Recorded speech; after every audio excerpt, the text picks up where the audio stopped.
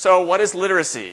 People talk about it a lot. There's lots of different definitions when you go out there. And I'm going to talk a little bit later about this thing called the National Assessment of Adult Literacy, or NAL.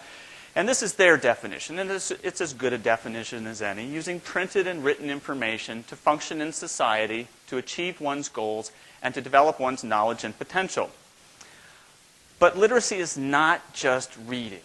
It's a combination of skills. It's verbal skills, the vocabulary that you have, how well you can communicate to someone else, listening skills, as well as writing and reading.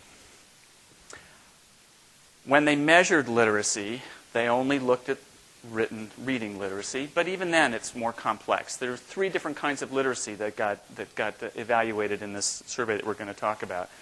Prose literacy, which is written text like instructions or newspaper articles or a patient education handout.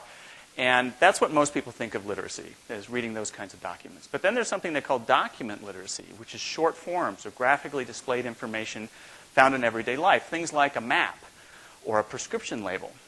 And then there's quantitative literacy, which is arithmetic using numbers that are embedded in print. So if you look at a nutrition label and try to figure out how many calories are in there, or how much fat's in there, that's quantitative literacy. Oops, wrong way. There we go. So if that's literacy, what's health literacy? Well, again, if you look around, there's lots of different definitions. And you hear people talk about this, the group called the Institute of Medicine that had a big report about health literacy in 2004. And they're a group of scientists. And this is the definition that you'll often see, or some variation of that. And there's a lot of debate about how appropriate this definition is, but it's one that you hear about a lot. The degree to which individuals have the capacity to obtain, process, and understand basic information and services needed to make appropriate decisions regarding their health. 2 key concepts, a lot of what Dr. DeWalt just talked about: understanding and making decisions. And when you think about healthcare, that is a lot of what we do, is helping people understand so they can make decisions that are appropriate for them. So there's literacy and there's health literacy. How are they similar? How are they different? Well, again, the point's been made already that you can have a highly literate person, someone who can read well, who's highly educated, and you can still put them in a situation where they're going to have difficulty understanding health information.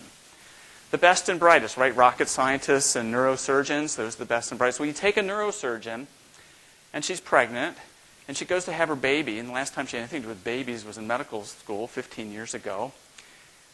And she's in labor for 36 hours, so she's sleep deprived, she's in pain, she's worried. She gets narcotics to help with her pain.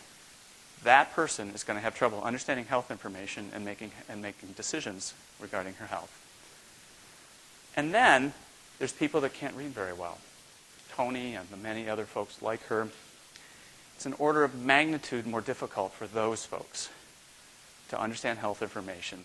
If you can't read very well, or English is not your primary language. It's very much 2 sides of the equation. That's what I do not like about the Institute of Medicine definition of health literacy. It's all about the patient understanding and using information to make decisions.